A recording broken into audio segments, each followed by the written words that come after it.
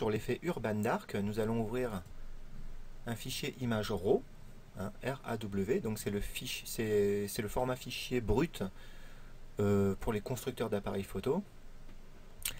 Donc ça nous permet d'avoir une plus grande dynamique dans l'image et de pouvoir avoir un post-traitement non destructif ou peu destructif sur l'image. Donc pour cela, je vais ouvrir mon logiciel Dynamic Photo HDR à l'aide de l'onglet de la page blanche ici en haut à gauche. Voyez, je vais ouvrir mon image. Donc je clique ensuite sur Add Images. Voilà. Je vais chercher ici à l'aide du sous-menu l'emplacement de mon image. Donc moi c'est très simple, c'est sur le bureau, dans le dossier Tuto HDR. Je double-clique dessus, je sélectionne mon image et je clique sur Ouvrir. Voilà. Ça, on peut le fermer. Do not shop this type. Ok. Donc ensuite, là, nous allons choisir ici dans le menu en haut à gauche le HDR Tone Mapping.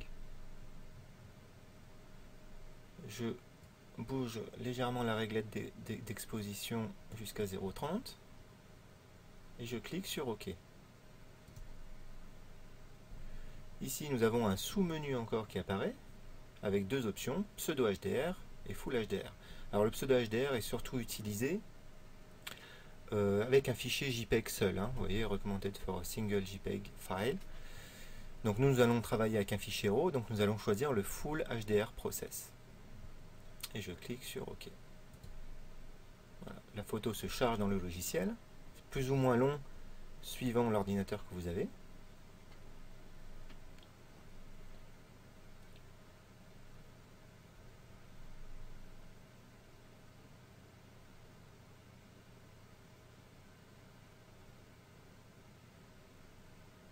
Voilà, la photo est téléchargée, donc maintenant nous allons pouvoir ici appuyer sur l'onglet Tone Map HDR File.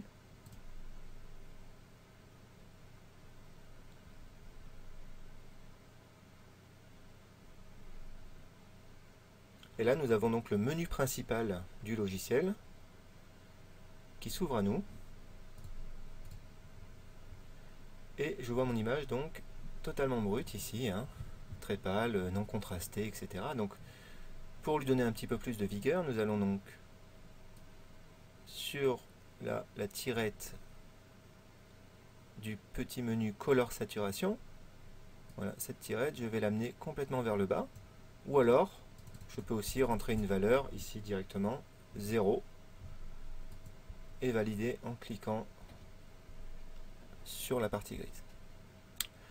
La partie Vivid Color, pareil, je la mets à 0. La partie Dramatic Light Radius, qui est à 4 par défaut, je la monte à fond, donc sur une valeur de 5. Et je n'oublie pas aussi de cocher toute cette petite réglette jusqu'au fond. Voilà. Donc je clique sur la dernière réglette. Hein, je peux aussi cliquer ici pour descendre mon niveau, mais là je vais le mettre à fond. Le petit menu Dramatic Light Strength, nous allons le mettre à hauteur de la réglette du menu Surface Smoothness. Donc à 50. Voilà, comme ça on a les mêmes valeurs, 0,5 et 0,5. Le 3D Filter, nous allons laisser sur Off. Ce petit menu, on n'y touche pas, hein, c'est pour agrandir la photo. Cet aperçu, on peut l'agrandir, mais ça prend beaucoup de temps et l'utilité, il n'y a pas beaucoup d'utilité, je trouve. Ensuite, donc, nous n'allons pas oublier de cocher l'option Add Clarity qui se trouve ici, là. Voilà. Et l'option aussi De-Haze qui va nous permettre de rajouter un peu de contraste. Comme ceci. Maintenant, nous allons passer donc à la dernière partie de ce traitement. Donc, je clique dans l'onglet Filter Color, qui est ici situé en haut à droite de la fenêtre. Et je vais choisir, vous voyez, on a toute une panoplie d'effets en fait. Hein, vous pouvez naviguer comme ça de haut en bas grâce à la réglette. Donc, nous avons tout un panel d'effets. En fait, je vais choisir l'effet qui s'appelle ici Vignette Strong. Voilà, vous avez Vignette Orton, Vignette Strong, Vignette Soft. Nous allons bien choisir la Vignette Strong. Voilà. Donc là, notre photo est complètement traitée sur ce logiciel Dynamic Photo HDR5. Si vous n'avez pas le 5, ce tutoriel fonctionne tout aussi bien avec le 3 ou le 4. Hein.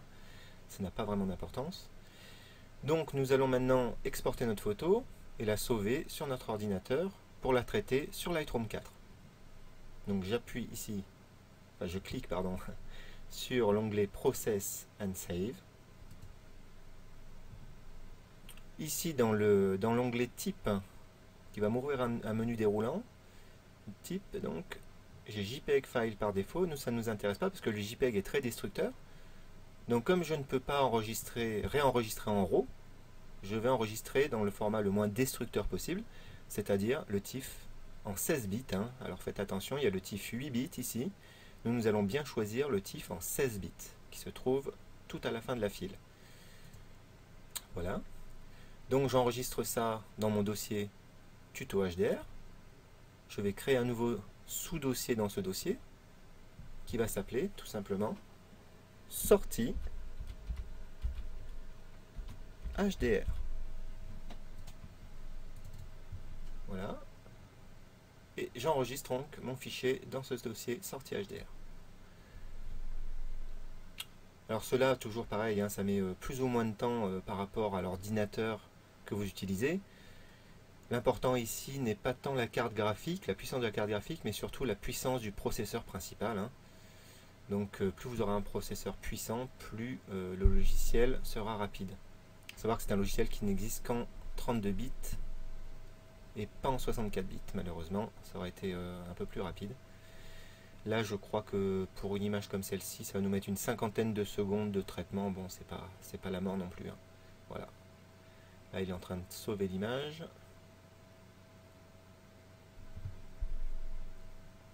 Donc à la fin il nous met même le temps de calcul.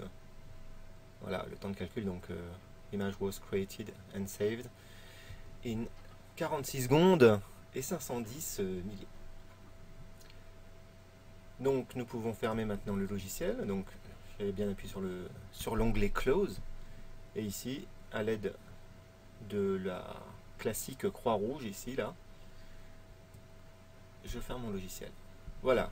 Donc sur la prochaine partie de ce tuto, nous verrons comment améliorer encore cette photo. Dans la deuxième partie de ce tutoriel, nous allons voir comment améliorer encore notre photo dans Lightroom 4. Donc j'ouvre mon logiciel.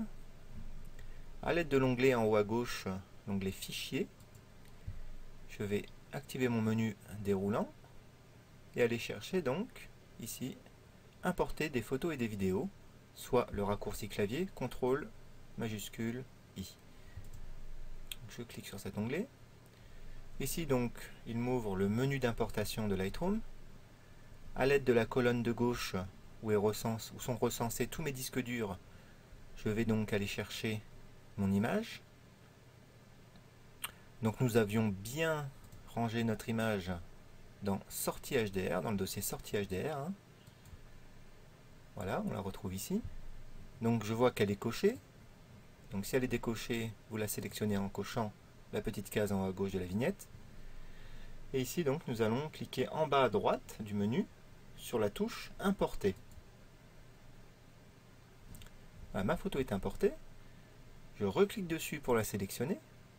Elle apparaît en aperçu sur ma gauche. Ici, je vais changer du menu bibliothèque. Je vais aller au menu développement. Donc j'appuie sur le menu développement. Notre photo apparaît en grand. Nous allons pouvoir nous attaquer aux travaux de retouche. Donc dans un premier lieu, je vais m'attaquer à l'exposition de la photo qui est pour moi trop exposée.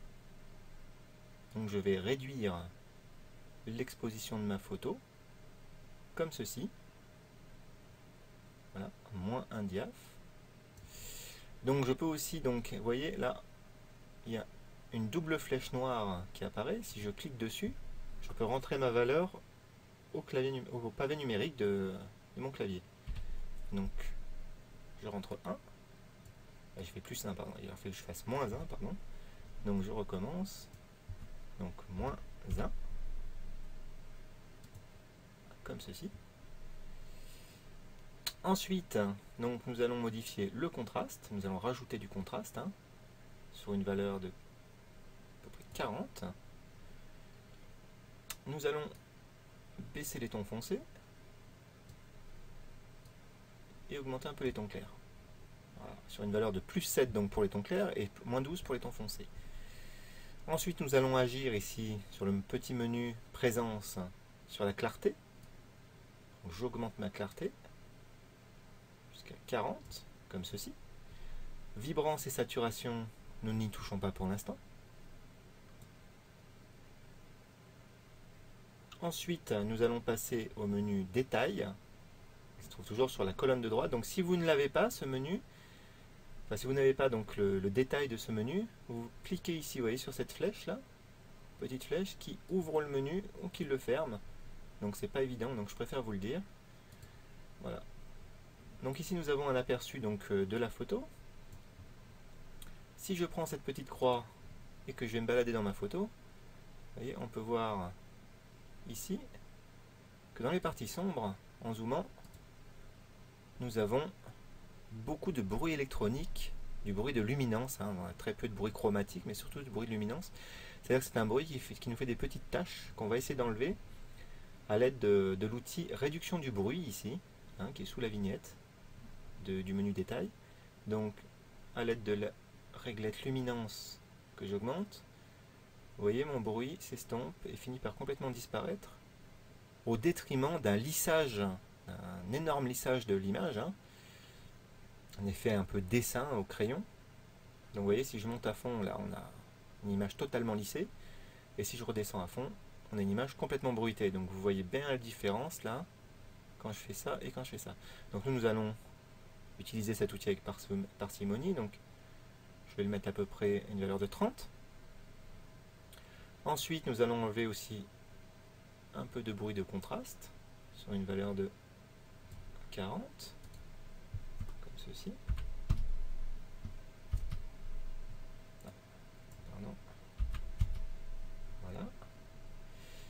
Le bruit, donc le bruit chromatique qui est là, ici traité par l'onglet couleur. Donc voilà. On va mettre à 45. Comme ceci.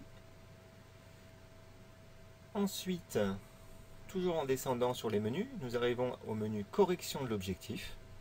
Donc nous dézoomons, donc là nous voyons que nous n'avons plus de bruit. Hein. Dézoomons la photo en cliquant une fois dessus. Et là, donc nous allons jouer sur les réglettes distorsion du menu transformation pour enlever donc toutes ces distorsions dues à l'objectif. Vous voyez la poutre là qui est complètement incurvé, les poteaux qui ne sont pas droits, etc. Donc nous allons essayer d'un peu de rattraper tout ça et ensuite de recadrer notre image. Donc sur l'onglet distorsion ici, je vois que quand je mets la flèche dessus, il y a une grille qui apparaît. Cette grille va nous servir notamment de référence, vous voyez, pour régler donc les distorsions. Donc si je vais dans les valeurs positives de la distorsion, vous voyez que mon image est concave, alors que si je vais dans l'autre sens, elle serait plutôt convexe. Voilà. Donc nous, on va revenir à des valeurs voilà, plus classiques. Donc je me mets à moins 12 donc sur la distorsion. On pourra y revenir plus tard, hein, puisque Lightroom garde tout en mémoire, bien entendu. Sur la distorsion verticale, qui va jouer donc voilà sur ces paramètres-ci, nous allons nous mettre à plus 3. Sur l'horizontale,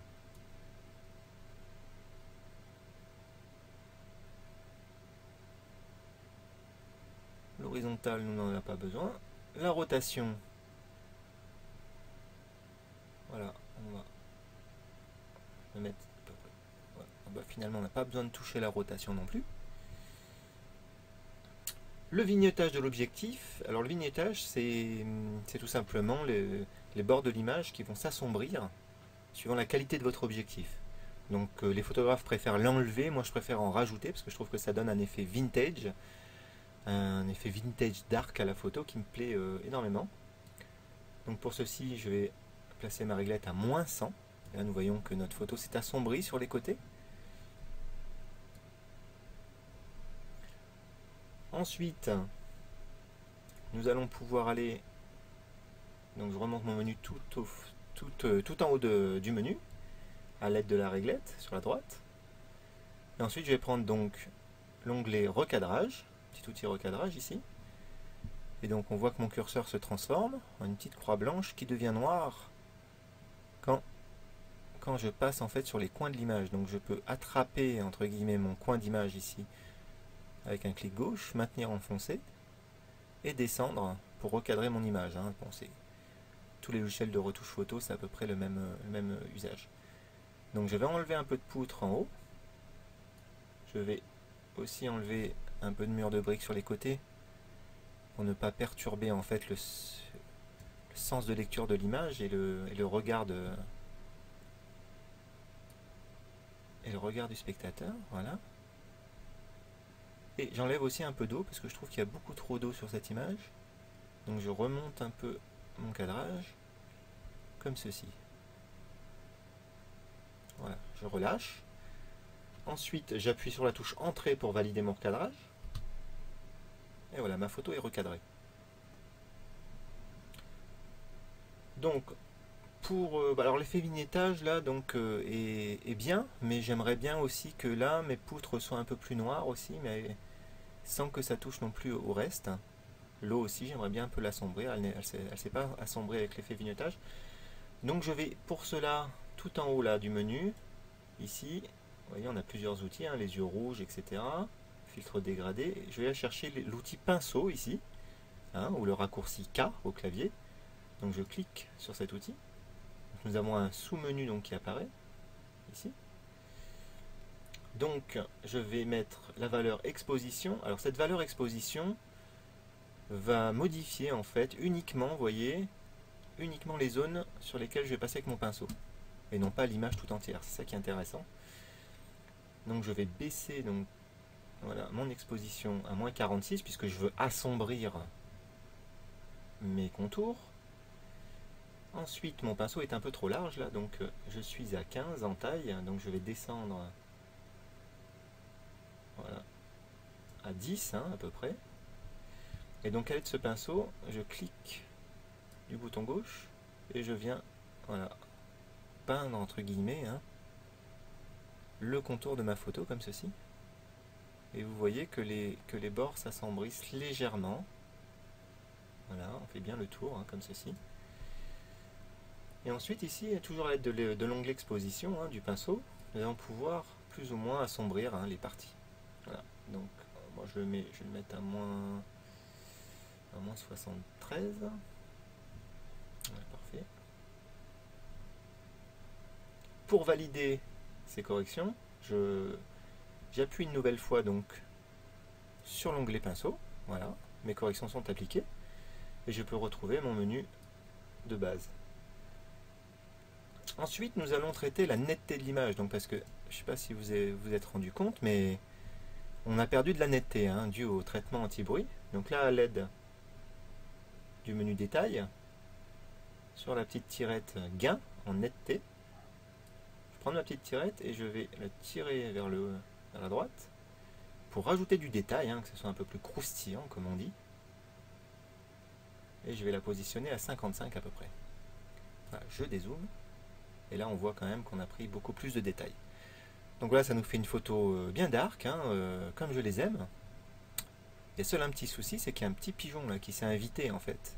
Hein, comme je vous l'ai dit lors de la présentation de ce tuto. Donc pour enlever ce pigeon, ben, nous allons aller sur Photoshop. Mais pour cela, avant, il va falloir donc enregistrer toutes nos modifications, toujours en TIFF, hein, pour avoir le moins de pertes possibles en qualité.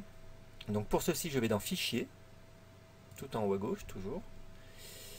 Dans Exporter, je clique sur Exporter. Et nous allons arriver donc sur le menu d'exportation de Lightroom. Donc ici, on voit bien qu'il nous demande où est-ce qu'on veut exporter cette photo. Donc nous, enfin moi du moins, Ça dépend où vous l'avez mis, vous, votre dossier de travail. Mais moi, c'est dans Bureau.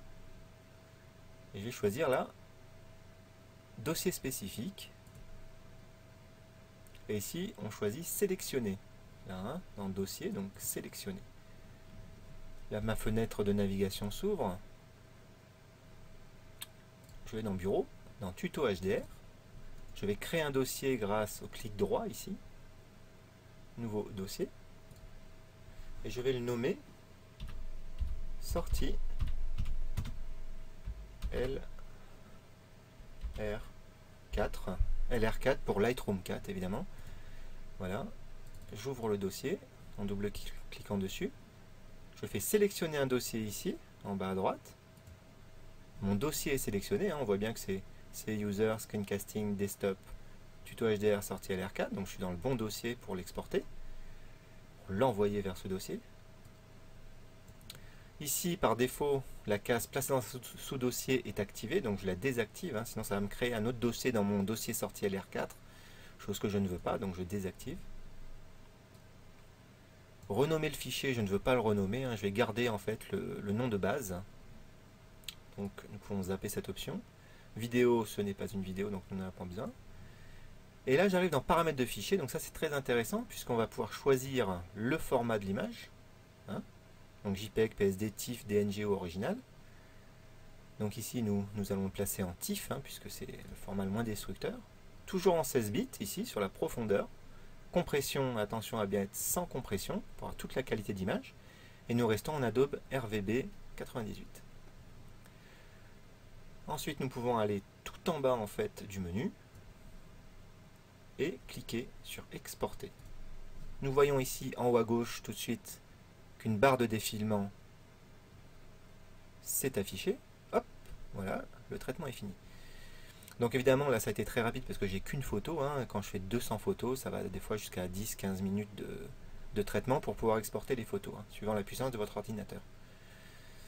Donc voilà, ma photo est exportée. Je peux fermer Lightroom en prenant soin de sauvegarder le catalogue, comme ceci.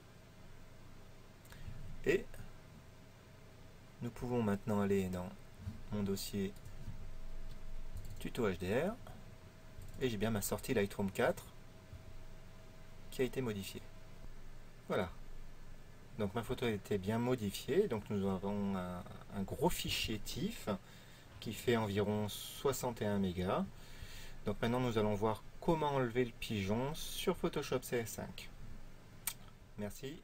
Pour la troisième partie de ce tutoriel, donc nous allons voir comment enlever le pigeon sur Photoshop CS5 pour ma part. Donc nous allons prendre la photo qui se trouve dans le dossier sortie LR4, ici. Donc je clique sur la photo, je maintiens mon clic gauche enfoncé, je fais glisser ma photo jusqu'à l'onglet Photoshop, dans ma barre des tâches, et je dépose ma photo ici, dans la partie centrale de Photoshop.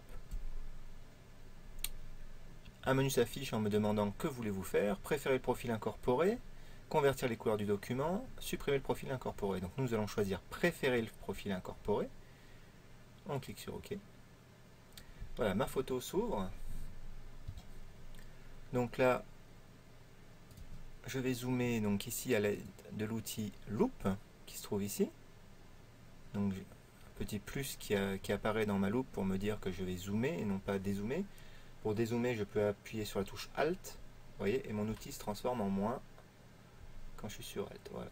Donc là, je zoome, et donc je peux voir que mon pigeon est bien là, malheureusement. Donc pour l'enlever, je vais choisir l'outil tampon ici. Vous voyez, entre les deux pinceaux, il y a un petit outil en forme de tampon. Je choisis cet outil-là en cliquant dessus une fois. Ensuite, je vais ici dans cette partie-là. Vous voyez, il y a une petite flèche qui est vers le bas, là, juste à côté de 21. Là. Je clique dessus. Et dans l'épaisseur, je vais épaissir mon cercle de sélection, en fait. Vous voyez, jusqu'à ce qu'il entoure complètement mon pigeon. Donc là, c'est encore un peu trop juste.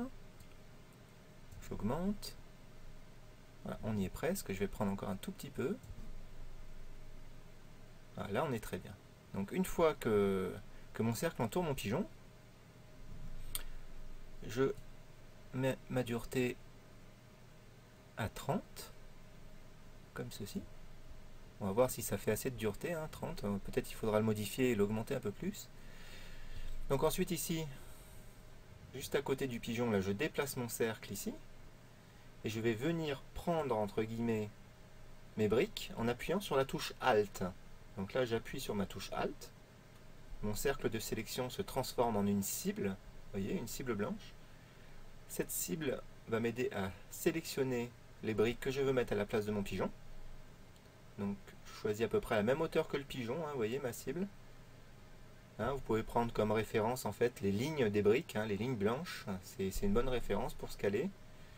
Donc là, avec ma cible, donc toujours, je maintiens mon bouton Alt et je vais cliquer avec le bouton gauche de la souris. Une fois, comme ceci. Ensuite, on va voir que, vous voyez, je prends en fait ma sélection de briques et je peux la déplacer. Vous voyez, toujours en suivant les lignes, hein. Je la dépasse vers la gauche avec ma souris et mon pigeon disparaît. Une fois que mon pigeon a disparu et que les briques s'imbriquent, c'est le cas de le dire, hein, les unes dans les autres de façon cohérente, j'appuie sur mon clic gauche 2 fois, comme ceci, et je retire mon... Et là, on peut voir que mon pigeon a disparu et que mon mur de briques a été refait comme par miracle. Donc, je retourne sur l'outil Loop, ici, juste en dessous de la petite, du petit outil main, là. Je clique dessus. Je dézoome en appuyant sur la touche Alt. Voilà. Et en cliquant. Et on voit bien que mon pigeon a disparu. Donc, nous sommes partis d'une photo, somme toute, ratée, entre guillemets, hein, volontairement de ma part évidemment, et pour arriver à quelque chose de plus que correct qui pourrait se vendre en galerie sans difficulté. Voilà, donc il ne nous reste plus qu'à enregistrer les modifications en cliquant sur enregistrer ici. Voilà, j'ai enregistré. Donc mon fichier, si je retourne donc dans mon dossier, si je l'ouvre, on voit bien que le pigeon a totalement disparu, il n'y a pas de souci. Voilà, je retourne dans Photoshop. Le souci, c'est que là, nous avons une image TIFF, donc nous n'allons pas pouvoir la partager sur Internet. Hein, c'est pas possible. C'est trop lourd, hein, je vous ai dit 60 mégas envoyés sur Internet pour une photo. Pour de la vidéo, je veux bien, mais pour de la photo, c'est un peu lourd. Donc, nous allons aller pour la rétrécir, en fait, en termes de poids et de taille. Nous allons aller dans Images, taille de l'image. Nous allons mettre de la Full HD, par exemple, en 1920. Par 1200, voilà. La résolution ici, je la change, je la mets en 300. Ah oui, la valeur du coup change là-haut, donc je replace mon 1920. Donc j'ai toujours ma résolution de 300 pixels par pouce, hein, c'est très important pour la qualité de l'image. Et je clique sur OK. Voilà, ma photo s'est rapetissée évidemment, parce que j'ai changé la résolution. Ensuite, donc la résolution 1920 de large par 1200 pixels de hauteur. Voilà. Donc ensuite, je vais dans Fichier, Enregistrer sous. Je remonte ici dans le dossier parent, parce que je ne veux pas l'enregistrer dans Sortie LR4, je vais l'enregistrer dans Nouveau dossier JPEG. Même JPEG 1920 pour se rappeler que c'est une petite résolution, enfin, résolution moindre que celle d'origine. Je double-clique dans le dossier justement pour rentrer dans mon dossier JPEG 1920 et là, à l'aide toujours de cet onglet là, je vais avoir plusieurs formats qui s'ouvrent à moi. Donc nous sommes en TIFF, hein, toujours, et ici je vais choisir le JPEG, comme ceci. Et ensuite je vais cliquer sur Enregistrer.